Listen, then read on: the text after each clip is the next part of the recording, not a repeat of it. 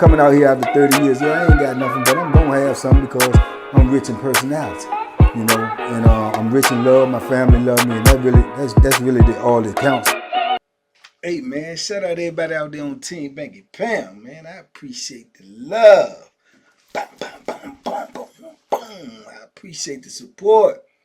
We out here, man. 33 years of prison stories, man. We pushing positive energy all the way down the line. Hold up, let me get my lighting right. We pushing positive energy all the way down the line, man. Pushing every day, 24/7, 365. Cannot stop, will not stop. We got lives to save. We got people to reach. So let's go, let's get it. Make sure if you trying to get with this meet and greet, man, to get with J Hardcore Boxing News, check my community for links. Check my community for hotel discounts. If you trying to get in the raffle, J Hardcore Boxing News, #raffle. If you trying to donate because you can't participate, we appreciate that love. Donate, put #donation at J Hardcore Boxing News, man. We appreciate the love. We appreciate everybody who support the movement and what we doing over here. Also, go follow me, man, on Facebook. I need 10,000 followers on Facebook, man. That is crazy that we can't get 10,000 followers out of 100,000. Come on, man. Let's go, man. Supporting is important, man. TBP Nation salute, man. We out here. Hey, man, I ain't know what type of video I was gonna make today, but somebody in the morning mud put a comment about the Barbershop Chronicles again. Man, there's so many things that happen with this barbershop, man. That is unreal. So I'm gonna talk about something that I heard today, and there's a twist at the end, so y'all pay attention and stay locked in. But this is a crazy barbershop story, right? That indirectly involves me. What do I mean by indirectly? It indirectly involves me because on this institution, we actually had a barber shop, right? But both blocks got to share the barber shop. Like we got it on this day, they got it on that day, vice versa, switch. So if I'm the barber on this side, there's a barber on the other side, but when you go upstairs, it's a laundry room, counselor's office, and the barber shop. So whatever block got the barber shop that day, that's who go up there. You know, now normally, sometimes it depends on what officer it is. Sometimes you get caught waiting, you got to be waiting for them to come open the barber shop and all this foolishness, right? You got to be waiting for them. They be taking too long, running around, fretting ass and doing whatever they do. Like what we got to do ain't important. So we may get to work late, waiting for them to open the shop. You might got a certain amount of heads that you trying to cut and you trying to get it out the way, but they ain't nowhere to be found. So we go through that a lot. But then you get some of them, as soon as they come on shift, they'll bust the door for the barber shop. So in case they ain't around when you got to go do it, you could just go tell the person in the booth to open the door. They let you back there. The barber shop is already open. So on this particular day, it must have been like one of them workers that come through in the morning. They busted open, so it's already open. Now, it may be open before, they even go to chow, before we even go to breakfast, right? So you can slide up there. If you don't go to breakfast, you can slide on up there. Go ahead, prep, get your stuff ready to do whatever you got to do. You know what I'm saying? They come back from breakfast, boom, boom, boom, you go ahead and start cutting hair. Get it out the way. I like the ones who do it like that. It keep me out the way. Plus, at this particular time, I liked it because I knew everybody was gone and I could be up there in the barbershop on the phone because at this time I had the cell phone. So I could be up there on the phone. So I loved it. You know what I'm saying? I ain't had to worry about nobody coming. I could hear all noises and I'm in a room and I can close the door. So I'm good. And it got a little cut in the back where when you just walk up to the door and you look at the door, you could be in the back and they can't even see you. You know what I'm saying? If you got the door closed, they can't come in there. It had to be an officer with the key to get in there. Don't but one officer got the key. That's whoever the floor officer is. So whatever you doing back there, if you on the phone or whatever, you got enough time to really get yourself together, But if the door is unlocked, they can just walk on in, whatever the case may be. So on this particular day, next door had the barber shop. But the dude that's the barber on the other side, me and him cool, right? So sometimes he'll know, look, man, is y'all there or something, man? But I might come back here, man, act like I'm cleaning my clippers. You know what I'm saying? But I be just taking care of some business. So he cool. He knew what was going on. He didn't know I had the phone, but he knew I go up there sometime. And I let him do the same thing. I don't know what he was doing, and I ain't care. All right, they got the barbershop this day. Breakfast gone. The door's open, right? So it's a dude on the other side. He got this boy, right? And the boy he got is he an older boy, but he one of them boys that's been like that all his life. You know what I'm saying? He ain't came to penitentiary, got turned out, and he been like that all his life. He older, he got all that stuff, man. You know, he got the fake breast and the butt implant or whatever you want to call it, the big old lips and everything. But he older. You know what I'm saying? So I don't know where he come from or how he get it or whatever, but he had it, right? And he was like one of them flamboyant boys. But he had a dude over there, and he had a weightlifting old dude. You know what I'm saying? That's his man. They in the cell together. So I guess when they called breakfast, he went to eat, and his people ain't go to eat. So obviously when he came back, knowing that they ain't go eat and they won't in the cell and they won't in the shower or nothing, he wasn't in where they at, right? He gets the idea that where the boy at? He walking around looking for him, he can't find him. So he get the idea that maybe the boy going upstairs in the laundry room, right? The laundry room to wash clothes, right? Because you go up there to wash clothes too, or take your clothes to the laundry man, right? Depending on what type of deal y'all had worked out. So when the barber on the other side go up there to go to work, when he come back from chow, he go with him, right? So when he go with him up there, he look in the laundry room. He don't see him. He see old boy walking to the barbershop. Old boy open the barbershop door, go in the barbershop door. He look around the laundry room. He turn around. He get ready to go back out, like wondering where his people at.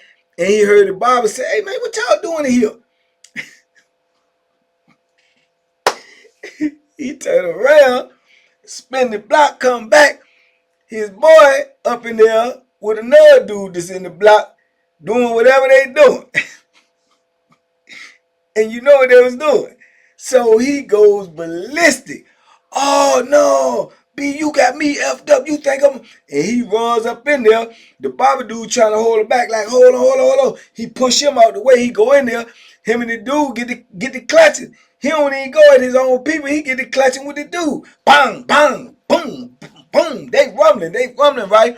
So the boy hollering and screaming. Tell me, y'all stop. So boom, the dude that he was back there with, even though his man kind of big, the dude that he was back there with, he ain't small, but he ain't big as old boy, but he can fight. And he ended up getting on top of him. So when he get on top of him, the boy start hitting him.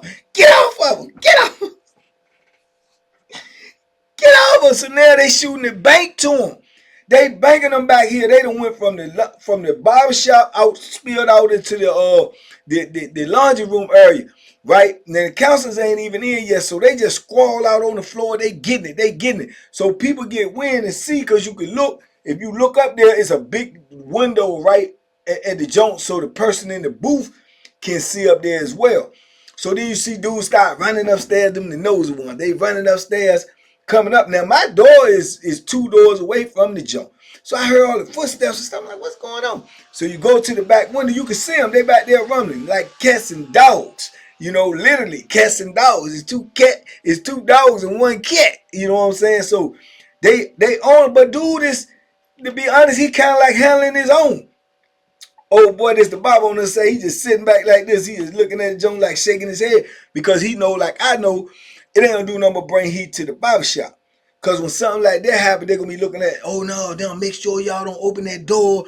Make sure that door stay locked. If every one of them tell them that they was in that barbershop, that's what's gonna happen. But the good part about it was they fighting right now in the laundry room. So it could have been they came up there to the laundry room and had an altercation.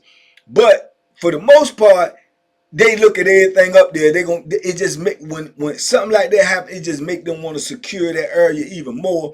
And whoever the building sergeant is, the building lieutenant, he gonna be saying, make sure ain't nobody up there. Don't supposed to be up there. Don't y'all be letting people back. It just make it more strict for what we trying to do now. You know, I'm already like nervous purpose because I got a phone. You know what I'm saying? I got the jack. I ain't got time for no heat to be coming up there. I ain't got time for no officers to be making no extra rounds up there or none of that. Cause I'm riding dirty, right? So they scrambling, they fighting. I'm talking about old boy getting up, he swinging punch. He hit the boy one time and dropped him. I'm talking about like a one-hitter quitter, left hand jump. Boom! Dropped him. Dude grabbed him from the back, put him in the chokehold. The dope fiend trying to choke him. He trying to get the dude up off of him. The boy then jumped up off the floor, running up on him, hitting him with some stuff that I know it ain't hurt him, but probably annoyed the heck out of him.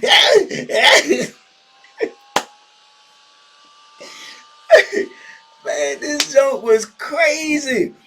He done got caught getting tore off back here, and now he helping his man fight the dude that was just doing whatever he was doing with him back there. So now they banking him because he know when it's all said and done, you know what I'm saying, he supposed to be with dude. So he I guess he trying to, you know what I'm saying, make amends because he caught red-handed. You know what I'm saying? So they scrambling back there, scrambling in. The people get wind because they look up there because everybody running up there now on both sides. So they look up there. They hit the speaker, call the people. So now the people coming. But it's taking them a long time because they got to come in the building and they got to come upstairs on either side or get on the elevator. So when they do start coming, they tell them, like, go to your cell, go to your cell. They open all the doors. Everybody get to your cell now. But dudes is lingering because dudes looking because they still fighting. You know what I'm saying? So everybody start going to their cell. You see police running in on both sides. They looking around like, where? And the CO like, upstairs. So they start running up the stairs. They coming up the stairs on both sides. They done came up through the elevator. By now, they about 18, 20 deep, right? So they trying to corral them all, but they still fighting. You know what I'm saying? And the boy hollering, they trying to grab the boy. The police, get out of me! Get out of me! So they had to hit him with the mace.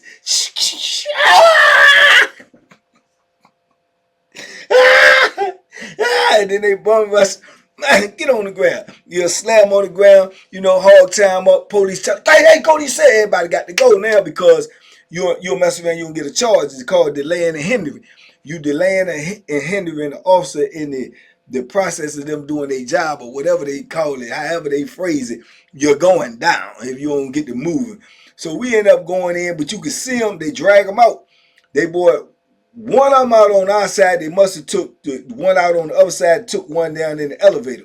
But the one they brought in off on our side, it was the dude's man. He sleep on the other side, but they brought him in through our side. They got him tied up and everything. He ain't look like he was bust up or nothing. He got blood and all that stuff on his shirt, but you don't know if it come from him, the boy, or the dude he was fighting.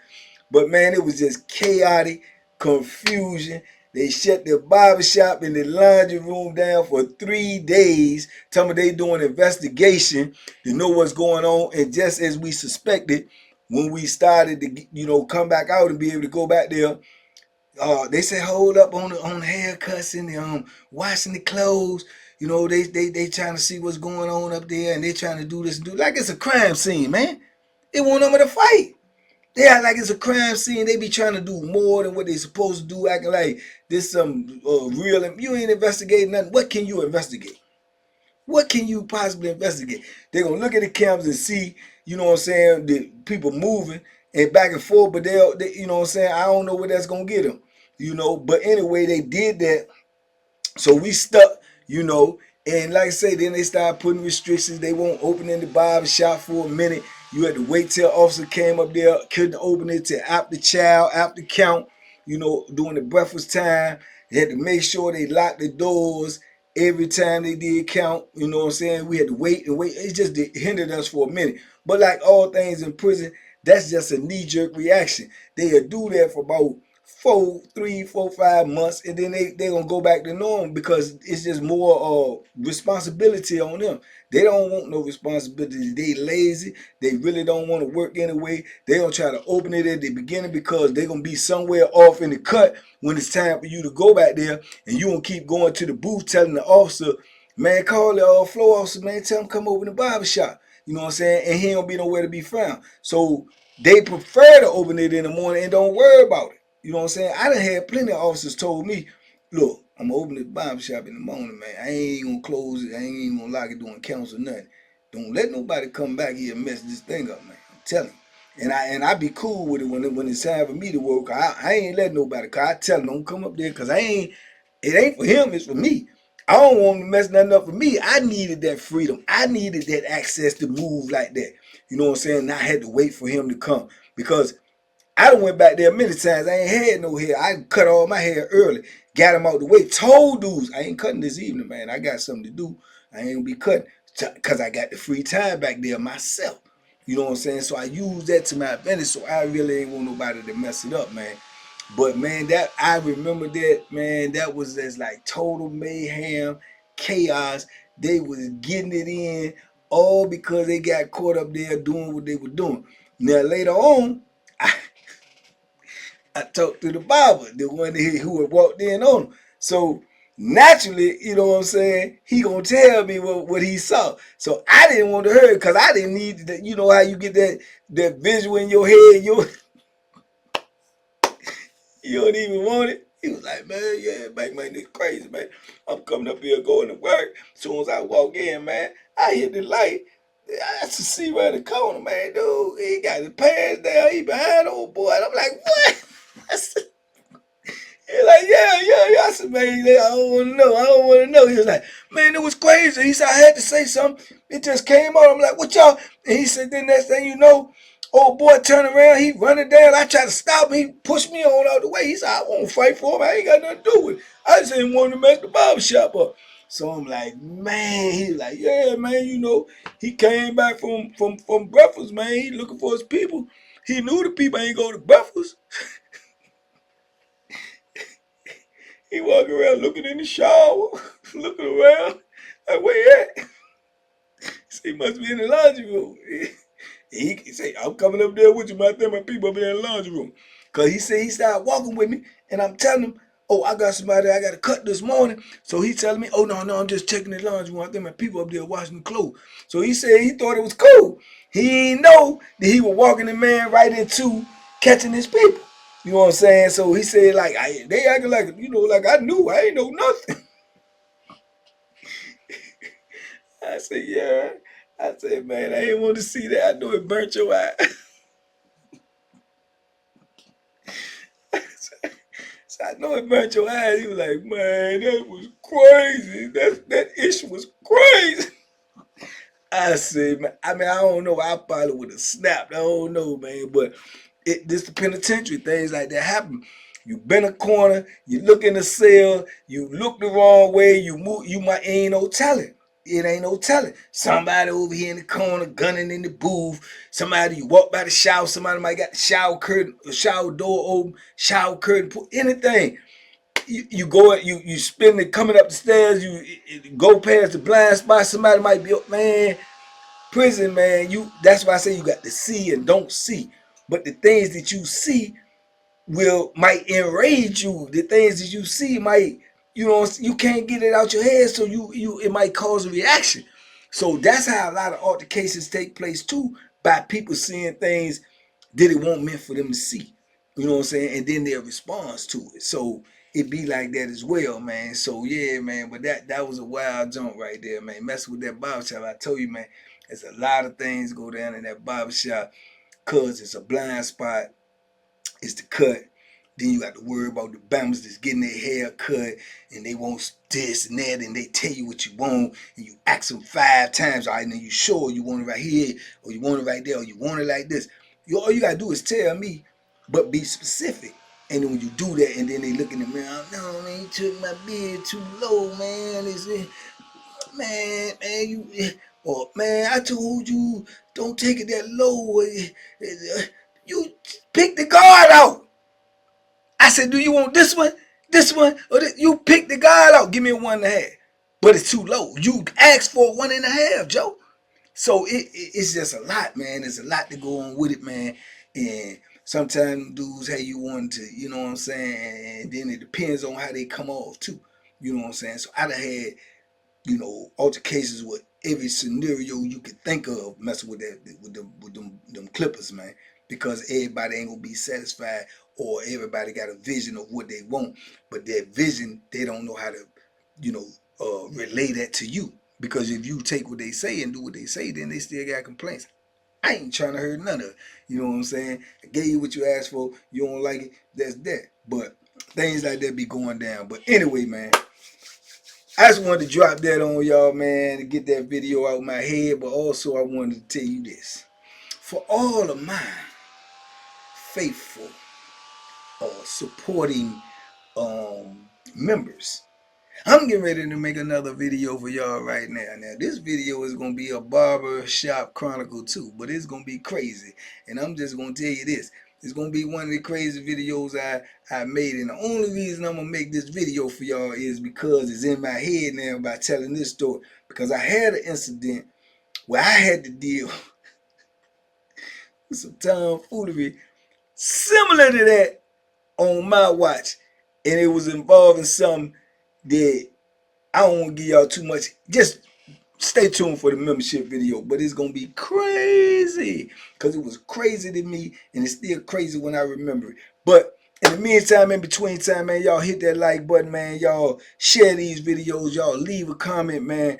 And make sure you get with this meet and greet, man. If not, if you can't show up, make sure you get with the raffle. If you can't get with the raffle, throw a little donation in there to make sure we have a festive extravaganza. You dig? Salute TBP Nation. Y'all stand up, be safe, be smart, make good decisions, and go follow me on Facebook, man. I need them 10,000 followers. You dig? Be safe, be smart, make good decisions, man. Go that JFA. And that hook. Duck them hooks, man. We out here, man. And we pushing P.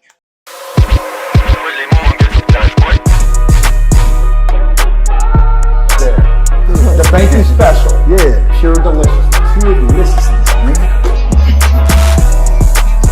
My name is Banky, man. Everybody calls me Banky. That's the name that I got from my grandmother when I was young. I'm coming out here after 30 years. Yeah, I ain't got nothing, but I'm gonna have something because I'm rich in personality, you know, and I'm rich in love. My family love me, and that's really all that counts.